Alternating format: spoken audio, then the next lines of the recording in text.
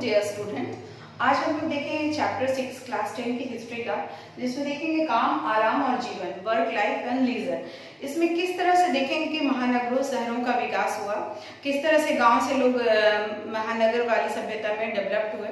तो इसमें आप सबसे पहले देखते हैं कि 1880 ईस्वी में दुर्गाचरण राय जी ने एक उपन्यास लिखा जिसका नाम था देवनागरी मरते आगमन, यानी कि देवताओं का धरती पर उतरना, है ना। तो इसमें उन्होंने बताया किस तरह से शहरों का चित्रण किया, भारत के शहरों का। कलकत्ता नगर जो पहले ब्रिटिश साम्राज्य की राजधानी थी, आप लोग जानते हैं कि 1912 के लगभग में फिर ये दिल्ली जाकर के हमारी क्या हुई, ब्रिटिश साम्राज्य की राजधानी बनी।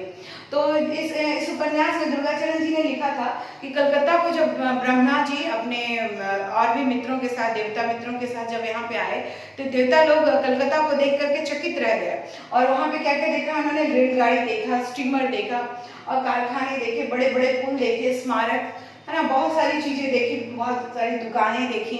और इसके साथ ही साथ उनमें इतनी सारी चीजें देख करके उन लोगों को आश्चर्य हुआ और स्वर्ग में भी इसी तरह का वो लोग म्यूजियम बनाने का सोचने लग गए। लेकिन इसके साथ ही साथ उनको बहुत दुख हुआ कि वो अपने लिए जो जूता खरीदने गए तो वहाँ पे हर एक लोग एक दूसरे की बुराई कर रहे थे। कुछ एक ठगों ने तो ब्रह्मा जी को भी ठग लिया, और साथ ही साथ चोरी, गरीबी, ये सब देख करके, छोटे छोटे मकान वगैरह देख करके उनको बहुत दुख भी हुआ। मतलब कलकत्ता जो है ये महानगर दो तरह की चीजों का प्रतिबिंब कर रहा था, एक एक्सट्रीम संपन्नता, खुशहाली, और एक एक्सट्रीम गरीबी का इसमें वर्णन किया गया। तो अभी आप देख सकते हैं आधुनिक शहर का जो उदय हुआ है, इनका इतिहास 200 साल से ज्यादा पुराना नहीं है। क्यों? क्योंकि उसके पहले जो भी थे वो शहरों को आप उसमें नहीं बता सकते। शहरों का उदय में ये तीन चीजें बहुत ज्यादा मुख्य हैं। इसमें है औद्योगिक पूंजीवाद का उदय, यानी कि जब औद्योगिक क्रांति हुई तो उसके बाद फिर कारखानों के लिए मजदूरों की जरूरत होने लगी, शहर बसाए जाने लगे। उसके साथ ही साथ दुनिया के बड़े भाग में औपनिवेशिक शासन, बहुत सारे भागों में लोग शासन करने लगे, तो नए नए शहर बसने लगे, वहाँ भी कारखाने वगैरह चलने लगे। जैसे हमारे यहाँ का बॉम्बे, औपनिवेशिक शासन के समय ये बहुत ज़्यादा डेवलप हुआ। 3 प्रेसिडेंसी, आपको भी पता है कि मद्रास, कलकत्ता और बॉम्बे, 3 प्रेसिडेंसी हमारे यहाँ भी बहुत ज़्यादा डेवलप हुए। उसके बाद लोकतांत्रिक आदर्शों का विकास, आपने फ्रांस की क्रांति में पढ़ा कि किस तरह स्वतंत्रता, समानता और बंधुत्व फ्रांसीसी क्रांति की देन थी। इसका विकास भी महानगरों का होने में, लोग बराबरी के रूप में रह सके, भाईचारे के रूप में रह सके, इसमें भी बहुत ज्यादा योगदान है महानगरों का। अब हम देखते हैं शहर की क्या क्या विशेषताएं होती थी। शहर की क्या विशेषताएं होती थी? सबसे पहले जब हम प्राचीन भारत के इतिहास में पढ़ेंगे तो उर, निपुर, ये सब जो है ये शहर के नाम आते थे। लेके अमोहर जब जोधड़ो में है, वो कस्बे, हड़प्पा जब की सभ्यता में मोहनजोदड़ो एक विकसित नगर था, उसमें कस्बे के रूप में नगर के उदय का चित्रण किया गया है। ये जो भी नदी घाटी के आसपास ही जो भी शहर बसते थे, जितने भी बड़े शहर हैं, क्योंकि इसके लिए क्या जरूरी थी कि इतनी विशाल जनसंख्या के लिए खाने के लिए अन्न होना चाहिए, सबसे बड़ी बात, और उस भोजन का प्रबंध होना चाहिए। राजनीतिक सत्ता का केंद्र होता था ये नगर, यानी कि वहाँ से गवर्निंग होता था सारे प्रजा को, और प्रशासकीय नेटवर्क ये भी मजबूत होना चाहिए। व्यापार और उद्योग और साथ ही साथ धार्मिक संस्थान, ये सारी चीजें जो आपको गांव में नहीं मिल सकती है। बौद्धिक गतिविधियों के केंद्र, यानी कि लोग थिंकर लोग भी किस तरह से विचार करते हैं दुनिया के लिए, तो ये सब चीज जो होते हैं ये शहर के विकास के लिए या इनकी विशेषता होती है। तो ये आप शहर कई प्रकार के हो सकते हैं, छोटे छोटे कस्बे से लेकर के महानगरों तक। कोई सिर्फ बाजार के लिए ही शहर होता है, तो बड़े बड़े महानगरों की विशेषता वाले, कोई धार्मिक स्थल वाले शहर हो सकते हैं। तो इस तरह शहर कई प्रकार के हो सकते हैं। फिर हम देखते हैं कि जब औद्योगिक क्रांति इंग्लैंड में हुई, इंग्लैंड में औद्योगिकरण और आधुनिक शहर का उद्योग, उसके बाद ही आधुनिक शहर का क्या होने लगा, उदय होने लगा।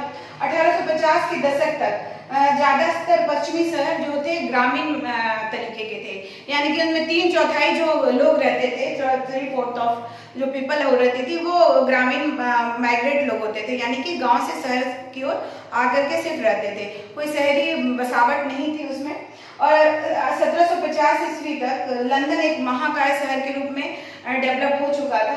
उसमें 6,75,000 की आबादी थी लगभग, और इसने बहुत ज्यादा डेवलप किया। 1810 से 1880 ईस्वी तक 10 लाख से लेकर के 40 लाख की आबादी बढ़ गई। आप लोग देख ही सकते हैं कि ये 70 साल में आबादी जो है 4 गुना बढ़ गई। उसके बाद आप 19वीं शताब्दी में लंदन में सिर्फ क्या रहते थे, कोई औद्योगिक नगर ये नहीं था। इसमें कौन कौन से लोग रहते थे, ज्यादातर क्लर्क रहते थे या फिर दुकानदार रहते थे या फिर कारीगर, पेशेवर कारीगर। क्लर्क वगैरह क्योंकि उपनिवेशिक शासन था तो क्लर्कों की जरूरत होती थी, दुकानदार वगैरह की जरूरत होती थी, साथ ही साथ कारीगर, सिपाहियों वगैरह, जो भी पेंशनर लोग होते थे, फेरी वाले, भिखारियों आदि का ही शहर सिर्फ लंदन था। लेकिन यहाँ पे 5 तरह के उद्योग फिर जब डेवलप हुए। 5 तरह के उद्योग कौन कौन थे, परिधान और जूता उद्योग, उसके बाद लकड़ी और फर्नीचर उद्योग, धातु और इंजीनियरिंग उद्योग, और साथ ही साथ सफाई और स्टेशनरी उद्योग। उसके बाद शल्य चिकित्सा और कीमती धातुओं से चीजें बनाने वाले उद्योग। ये सारी चीजों का जब यहाँ विकास हुआ, उसके बाद से लंदन में विशालकाय जनसंख्या फिर बढ़ने लग गई। उसके बाद हम देखते हैं हाशिए के समूह। शहर में सिर्फ रिच लोग ही नहीं रहते थे, रिच लोग जो रहते थे शहर के केंद्र में रहते थे, बीचों बीच रहते थे, और पेरीफेरी पे जो लोग रहते थे, यानी कि शहर के आउटर भाग में जो लोग रहते थे वो मजदूर तबके के, गरीब तबके के लोग रहते थे। तो 1870 के दशक तक लंदन में लगभग 20,000 के अपराधी बढ़ गए थे, क्योंकि इतने लोग गरीबी के चलते अपराध करने लग गए थे। कोई पेशेवर अपराधी नहीं थे, लेकिन यहाँ इतनी भूख और गरीबी थी तो लोग अपराध में उतर आए थे। तो लोगों को बहुत चिंता होने लगी कि इतनी सारी, जब 6 लाख की जनसंख्या में, 7 लाख की जनसंख्या में इतने सारे अपराधी हो रहे हैं, और बहुत ही छोटे छोटे अपराधी, खाने चुराने वाले से लेकर के शीशे चुराने वाले, जो अपनी दैनिक उपयोग की चीजों को चुराने वाले अपराधी ज्यादातर होते थे। तो इससे पुलिस को भी चिंता होने लगी, पुलिस की भी नींद हराम होने लगी। साथ ही साथ परोपकारी समाज जो है, या फादर प्रिस्ट, उन लोगों को भी टेंशन होने लगी कि अरे शहर की मोरालिटी डाउन हो रही है। उसके अलावा जो उद्योगपति हैं, उनको चाहिए था कि हमारे यहाँ जो मजदूर हों बहुत ही अनुशासित हों, सभ्य हों, काम कर सके, चोरी चमारी नहीं कर सके, हमारे उद्योगों की जिससे सुरक्षा हो। तो ये तीनों वर्ग जो है बहुत ज्यादा चिंतित होने लग गया। तो उसके बाद हेनरी मैन्यू की एक किताब थी, वो जो थे वो जलपोत के उद्योगपति थे, और मतलब जो स्टीमर वगैरह है उसके लिए उद्योगपति थे। उन्होंने अपनी किताब में लंदन के मजदूरों का सर्वे किया, उसमें पूर्वी भाग के मजदूरों का सर्वे किया।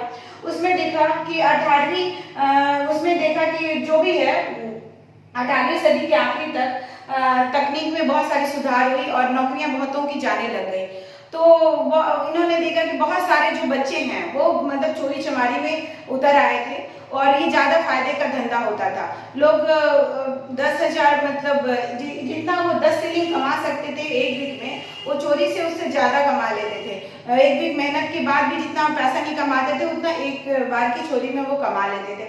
तो उन्होंने देखा कि बहुत बुरा हाल है यहाँ पे कारीगरों का। उसके बाद 1861 ईस्वी की जनगणना में देखा कि 2.5 लाख लोग जब थे वो क्या थे, नौकर के रूप में काम कर रहे हैं, घरेलू कामगार के रूप में, क्योंकि जब औद्योगिक क्रांति आई तो मशीनों से बहुत सारा काम होने लग गया। तो जो थे लोग वो बेकार होने लग गए, बेरोजगार होने लग गए। तो इससे वो क्या करने लगे, घरों में काम जाकर के करने लग गए। साथ ही साथ और क्या करने लग गए, ये जो भी घर उनके होते थे उनको भाड़े में लगाने लगे। खास के महिलाएं ज्यादा बेरोजगार हो गई थी तो उन्होंने काम पे ज्यादा लगाने लग गया था। और इसके साथ साथ किराए के अलावा सिलाई बुनाई और कपड़े धोने वगैरह या फिर माचिस बनाने की प्रक्रिया होती थी, घरेलू उद्योग वगैरह शुरू हो चुके थे। 1880 में फादर एंड्रू ने एक पुस्तक लिखी, the bitter cry of outcast London. इसमें बाल मजदूरी और अपराध पर बहुत उन्होंने जोर डाला, प्रकाश डाला उस पुस्तक में। तो उसके बाद फिर जब 1870 ईस्वी में प्राथमिक शिक्षा का जब कानून लंदन में आया, और 1902 में फैक्ट्री कानून, यानी कि जब छोटे बच्चों को काम करने के लिए फैक्ट्री में मना कर दिया गया, ये दोनों जब कानून आया उसके बाद फिर जाकर के बच्चों की स्थिति लंदन में काफी हद तक सुधार हुआ। अब हम देखते हैं कि आवास किस तरह से थे। जब औद्योगिक क्रांति की आई तो बहुत सारे मजदूर आने लग गए, तो आवास भी बनने लग गए। आवास एक टेनेमेंट्स होते थे। टेनेमेंट्स एक, आप बॉम्बे में चाल का नाम सुने होंगे, तो जो ये चाल की तरह एक मकान होते थे, डड़बेनुमा मकान, एक एक रूम का कमरा और बहुत ही भीड़ भड़के वाले, एक रूम में भी 20-20 लोग रहते थे। तो इस तरह के मकान ही बहुत ही ज्यादा भीड़ वाले होते थे और टूटे फूटे भी होते थे। साथ ही साथ इस जगह पे जब बहुत सारे लोग जुटेंगे, शराब वगैरह पिएंगे, तो ये यहाँ पे क्या हो सकती थी कि सामाजिक उथल पुथल की भी संभावना हो सकती थी, यानी कि चोरी चमारी वगैरह बहुत सारे प्लानिंग बन सकते थे। तो इसमें जो 1887 ईस्वी में चार्ल्स बूथ ने क्या कहते हैं ईस्ट लंदन का जो सर्वे किया, उसमें देखा कि 10 लाख लोग से भी ज़्यादा लोग क्या हैं कि गरीब हैं। और उसके बाद फिर लोगों ने लंदन की सफाई पर भी बहुत ध्यान दिया। अब आवास बनाने लग गए। जब इतने सारे प्रॉब्लम देखे तो फिर आवास भी लोग बनाने लग गए इन सारे प्रॉब्लम का सॉल्यूशन के लिए।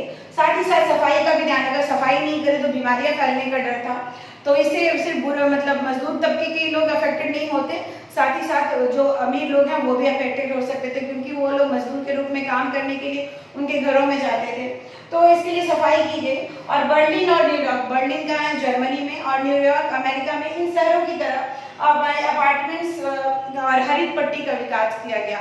मतलब एक ही बिल्डिंग में बहुत सारे मकान बनाए गए और हरित पट्टी यानी कि शहरों के चारों तरफ पेड़ पौधे, या फिर इस तरह से डेवलप किया गया कि हर एक मकान के बाद या रोड के बाद पेड़ पौधों को लगाया जाए, इस तरह से डेवलप किया गया। एजेंट हार्वर्ड ने गार्डन सिटी का जो कॉन्सेप्ट दिया, उसके साथ साथ रेमंड एल्विन और बैरी पार्कर नामक दो आर्किटेक्ट ने इस पे काम भी किया। और 1919 यानी कि प्रथम विश्व युद्ध से 1939 ईस्वी, सेकेंड विश्व युद्ध तक लगभग 10 लाख मकान बनाए गए इन गरीब मजदूरों के लिए। और उसके बाद फिर हम देखते हैं कि शहर में आगमन। जब आप देख रहे हैं कि अमीर लोग जो होते थे वो शहर के बीचों बीच रहते थे, और अगर बाहर में उनको मकान बना के दिया भी गया तो आने जाने के लिए भी उनको सुविधा देनी चाहिए थी। तो इसके लिए वो मेट्रो जो ट्रेन होती है उसका विकास किया गया। तो 10 जनवरी 1863 ईस्वी को दुनिया की सबसे पहली मेट्रो ट्रेन कहाँ चलाई गई? लंदन में चलाई गई। उसके बाद हमारे इंडिया में भी कलकत्ता में सबसे पहले मेट्रो ट्रेन चलाई गई। अभी तो बहुत सारे महानगरों में हमारे यहाँ भी मेट्रो ट्रेन है। तो सबसे पहले मेट्रो ट्रेन की सुविधा देने के साथ साथ मजदूरों को औद्योगिक जगह पर लाया गया। इससे 1880 ईस्वी तक 4 करोड़ लोग सालाना जो क्या करते थे, ये इस पे यात्रा करते थे मेट्रो ट्रेन पर। तो सोच रहे हैं कि ये कितना ज़्यादा उपयोगी हो गया। लोगों को स्टार्टिंग में बहुत डर भी लग रहा था कि नहीं, ये मेट्रो ट्रेन बहुत खतरनाक है। बहुत लोगों ने लिखा भी कि ये लोहे का बुद्धा चीज़ है और इस पर तो दम घुट जाता है, और इस तरह से बहुत चीज़ें लिखी गई। लेकिन फिर भी ये बहुत सक्सेसफुल हुआ और 1880 ईस्वी तक 4 करोड़ लोग इसमें ट्रैवल कर सकते थे सालाना। उसके साथ ही चार्ल्स डिकेंस ने, डॉम्बी एंड सन्स ने भी इसके बारे में बहुत सारा, इस जो काल्पनिक कहानी है तो इसके बारे में बहुत कुछ लिखा है। अगले भाग में फिर हम और कुछ देखते हैं।